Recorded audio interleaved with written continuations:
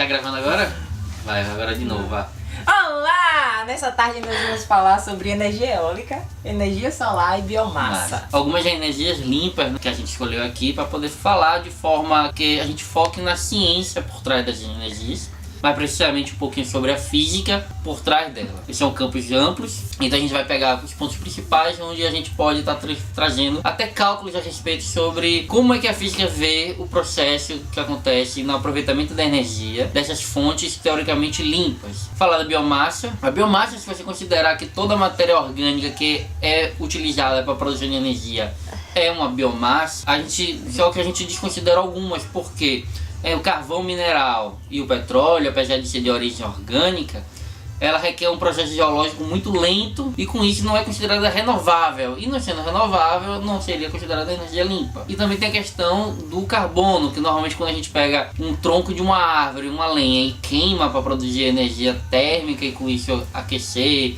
uma caldeira ou até esquentar apenas uma água para um chá, a gente estaria liberando o gás carbônico. Porém, considerando que aquela madeira provém de uma árvore, o qual absorveu o carbono de forma igual que a gente está liberando, o equilíbrio carbônico seria nulo, né? Seria zero. E com isso a gente considera que não é energia limpa e renovável. Além disso, a gente teria também as fontes que são das mais antigas. A eólica, que a gente pensa muito em energia elétrica, mas a gente partia do princípio.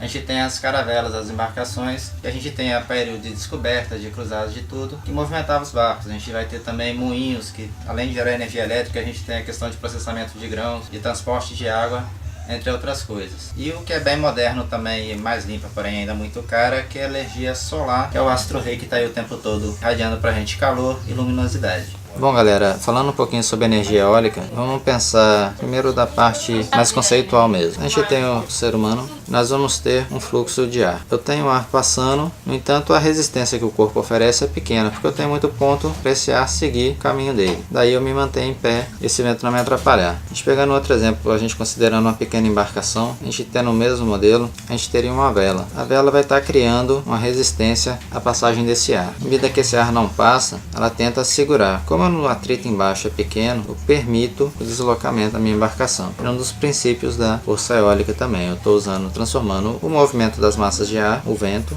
em energia motriz. Vou ter uma velocidade e um sentido. Levando para a nossa questão dos geradores eólicos, a gente tem algumas considerações que seriam bem simples. Nós temos a chegada do ar, nós vamos ter uma área, superfície de contato para esse atrito desse ar. Ele chegando, eu vou perder parte dele, que vai virar uma força motriz que vai movimentar a minha hélice e vai estar girando o nosso gerador com um motor que vai estar atrás da hélice. Esse movimento, ele vai perder parte da sua intensidade ao passar pela hélice, só que ele não pode perder totalmente essa velocidade. Se ele perdesse totalmente, eu não teria movimento, eu precisaria de algo inteiriço. Eu ia ter só uma contenção, eu teria um ponto de atrito, o ar bateria e não conseguiria passar. Então ele é para se desviar ou para baixo ou para cima, só que eu não estaria transferindo movimento ao motor e assim eu não estaria gerando energia. Temos a lei de Betz, que pelos seus cálculos, pelos seus vazamentos, ele diz que o aproveitamento máximo de uma turbina eólica seria de 59%, justamente porque parte dessa energia cinética do vento vai ser perdida para movimentar as hélices. Então se eu tenho uma força X, ela para chegando, ela vai acionar minha turbina, só que na hora que ela sair, eu vou ter saindo no máximo 0,59 de X. A diferença dessa potência eu perdi para acionar o movimento. Pensando ainda no gerador eólico, nós temos algumas particularidades. Temos a questão de uma altura, porque eu preciso de um vento constante. E se eu pegar quanto mais próximo ao solo, nós temos muita mudança, que eu tenho ar quente e ar frio, então tem muita conversão. Vou ter ar ascendendo, depois descer, então eu vou ter uma velocidade do vento maior próximo à superfície. Enquanto a uma determinada altura, essa velocidade vai ser mais constante. E para o funcionamento a gente tem uma faixa de velocidade que seriam ideais. Eu preciso de no mínimo 5 metros por segundo para estar acionando a turbina. A gente considerar de 8 a 10 seria a nossa velocidade ideal de operação, e a gente tem um limite pré-definido que seriam 25, a nossa velocidade de estresse, porque a gente teria risco à estrutura.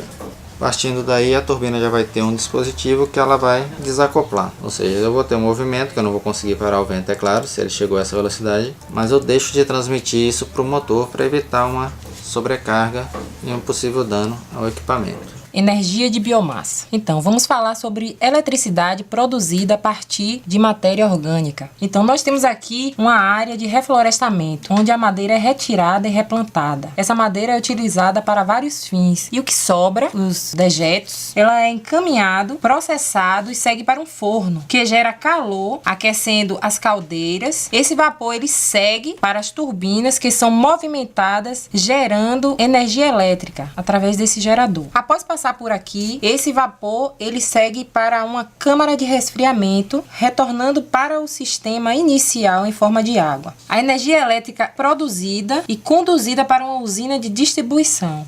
Energia de biomassa, quando a gente aproveita o subproduto de uma produção orgânica, né? Os rejeitos, isso faz com que você, reutilizando aqueles rejeitos, você não precise produzir uma nova matéria. Esse aproveitamento gera energia. Nós temos como exemplo a questão da produção da cana-de-açúcar, que produz o açúcar e o álcool combustível. Essa produção, ela gera muitos dejetos, muito bagaço. E esse bagaço, quando é reaproveitado, ele aumenta em 40% a produção de biocombustível, sem a necessidade de plantar mais áreas. Então, ecologicamente falando, isso é maravilhoso, porque aumentando a eficiência na produção energética e diminuindo o impacto ambiental. Nós também podemos dar o exemplo do cocô dos animais. Esses dejetos, eles são acumulados em tanques e as bactérias ali que vão consumindo esses dejetos transformam em gás metano. Gerando esse tipo de energia, a gente deixa de lançá-los na atmosfera, porque também eles contribuem para o efeito estufa e ao mesmo tempo que estamos contribuindo para a produção de energia, estamos contribuindo para que haja menos impacto ambiental. Aí outras fontes utilizadas para a produção de energia, o próprio saneamento básico, a gente pode pegar os esgotos domésticos, colocar em biodigestores, que vai produzir, bactérias vão produzir gás metano, então a gente vai poder utilizar também como uma queima e produção de energia a partir de caldeiras, da mesma forma como a Emily fez, mostrou no gráfico. Outra questão é o próprio aterros sanitários também, com a decomposição da matéria orgânica proveniente do aterro, a gente pode estar capturando esse gás metano e reutilizando também para o mesmo fim. Aí a gente teria as nossas famosas termoelétricas, que pegando aí a gente vai ter a questão da termodinâmica.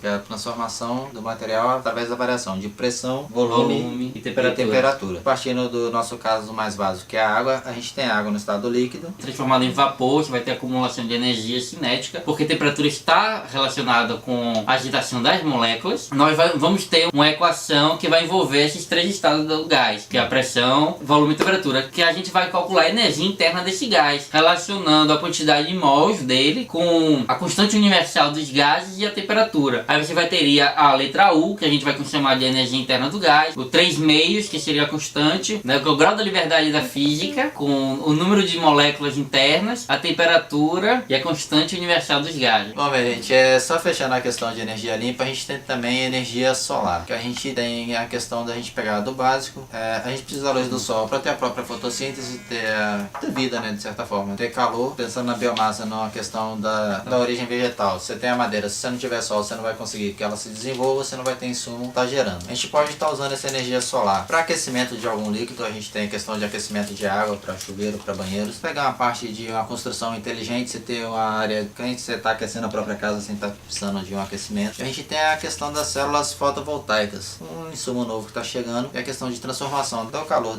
gerado pela energia solar em energia elétrica. A gente vai ter placas que são formadas por camadas de material antirreflectivo, que é para segurar, armazenar o calor, e uma boa parte de silício de alta pureza. O silício ele vai atuar como se fosse elétron mesmo. A gente vai ter a movimentação dos elétrons e essa movimentação vai estar gerando energia elétrica, que vai ser captada e vai ter um conversor para estar transformando ela em energia elétrica e daí a gente pode estar alimentando casas, equipamentos elétricos, eletrodomésticos, entre outras coisas.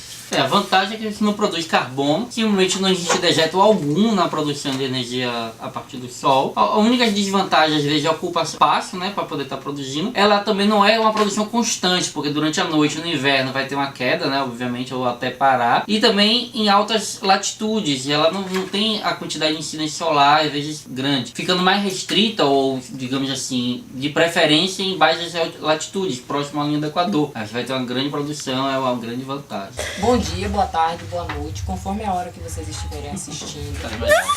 O que eu vou falar só já... Eita, Samuel, só poupança Samuel. Espaço grande aqui. Oi, galera! Hoje eu vou falar... Vocês vão rir, é? Sabe? Foi mal, porque... Conforme a hora que vocês estiverem assistindo. Tá melhor. Eu sei que é isso, mas só que eu travo. Acho que você não precisa do papel, Emily. Por quê? Do cocô. A gente, porque também, né? E eu tenho que destravar, não é possível. Em breve eu vou estar gravando filme. Do cocô. Misericórdia. Né? Porque a gente, né, como é